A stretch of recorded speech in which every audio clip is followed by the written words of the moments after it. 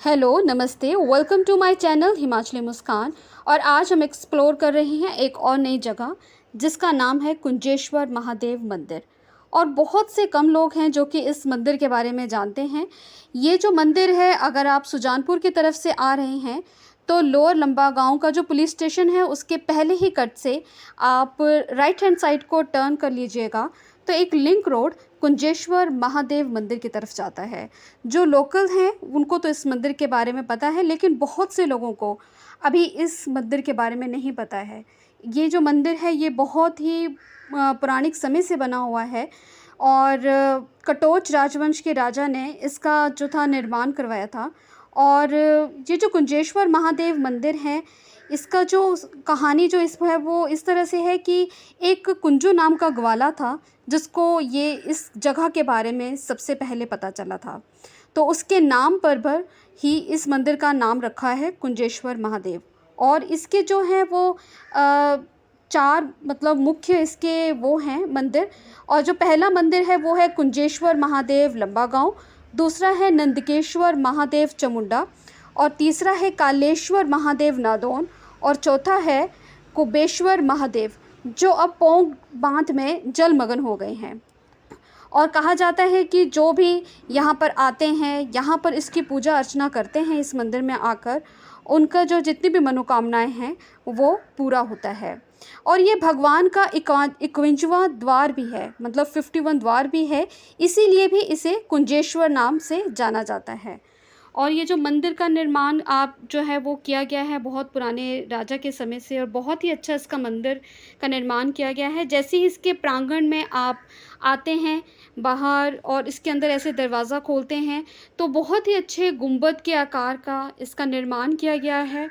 और यहाँ पर जो शिव भगवान हैं वो अपने शिवलिंग के रूप में यहाँ पर विराजमान हैं। और यहाँ पर आते हैं लोग, पूजा अर्चना करते हैं और मन को बहुत ही शांति मिलती है। क्योंकि जो मंदिर का निर्माण है, क्योंकि शिव भगवान जो हैं वो प्रकृति के बहुत ही प्रकृति के भगवान माने जाते हैं, पशुपतिनाथ उन्हें कहा जाता है। ये जो भगवान हैं ये प्रकृति के, पशुओं के, हर किसी के ये भगवान हैं। तो यहाँ पर ये जो निर्माण किया गया है, इतनी यहाँ पर शांति मिलती है, बहुत ही अच्छा है। तो अगर आप लोगों को अभी इस मंदिर के बारे में नहीं पता है तो आप ज़रूर इस मंदिर में आइएगा और यहाँ पर आके आप अपनी मनोकामना मांग सकते हैं। और मैं सावन के महीने में यहाँ पर आई थी, तो सावन के महीने में यहाँ पर आना तो और भी फलदायी माना जाता है, शिवरात्रि के दिन, सावन के दिन। और इस मंदिर का जो निर्माण है वो ब्यास नदी के पास किया गया है। पुरानी कथाओं के अनुसार ब्यास नदी इस नदी के एकदम साथ से ही बहती थी, तो लोग आते थे ब्यास नदी से ही जल लेके, उसी जल के साथ शिवलिंग का जो था जलाभिषेक करते थे। लेकिन पर्यावरण दृष्टि की वजह से अब जो ब्यास नदी है वो यहाँ से काफ़ी दूर जा चुकी है। और ये भी मान्यता है कि यहाँ की जो सीढ़ियाँ हैं वो पाताल लोक तक जाती हैं, और नीचे की जो 2 सीढ़ियाँ हैं वो सोने की बनी हुई हैं। और यहाँ से लोग आते थे और जलाभिषेक करते थे ब्यास नदी से। मैं ऊपर से इसका व्यू आपको दिखाऊंगी और आप देखिएगा कि अब ब्यास नदी इस मंदिर से कितनी दूर जा चुकी है। लेकिन यहाँ पर एक और बाबा मानगिरी तपस्वी जी का आश्रम है जो कि यहाँ पर रहते थे और शिव भगवान जी की आराधना करते थे। यहीं पर उनकी कुटिया थी। अगर आप आते हैं तो मंदिर के बैक साइड में ही उनकी ये आश्रम है, जहाँ पर उनका जो जितनी भी कुटिया है, उनकी खड़ोवा वगैरह जो भी जहाँ वो रहते थे उसका निर्माण किया गया है। और बहुत ही अद्भुत है यहाँ का दृश्य। आप देखेंगे यहाँ पर एक छोटी सी शिवलिंग रखा हुआ था और वहाँ पर जल जो है वो आता है, अपने आप ही आता है। वो कहाँ से आता है वो भी एक रहस्य है। अगर आप यहाँ पर आएँ तो खुद अपनी आँखों से ये देखिएगा। देखिए उनकी खड़ोएँ पड़ी हुई हैं, यही वो छोटा सा शिवलिंग है जहाँ पर अपने आप ही पानी आता है। और बहुत ही अद्भुत नज़ारा है यहाँ का। आप आते हैं ना तो खुद ही मन को बहुत शांति मिलती है।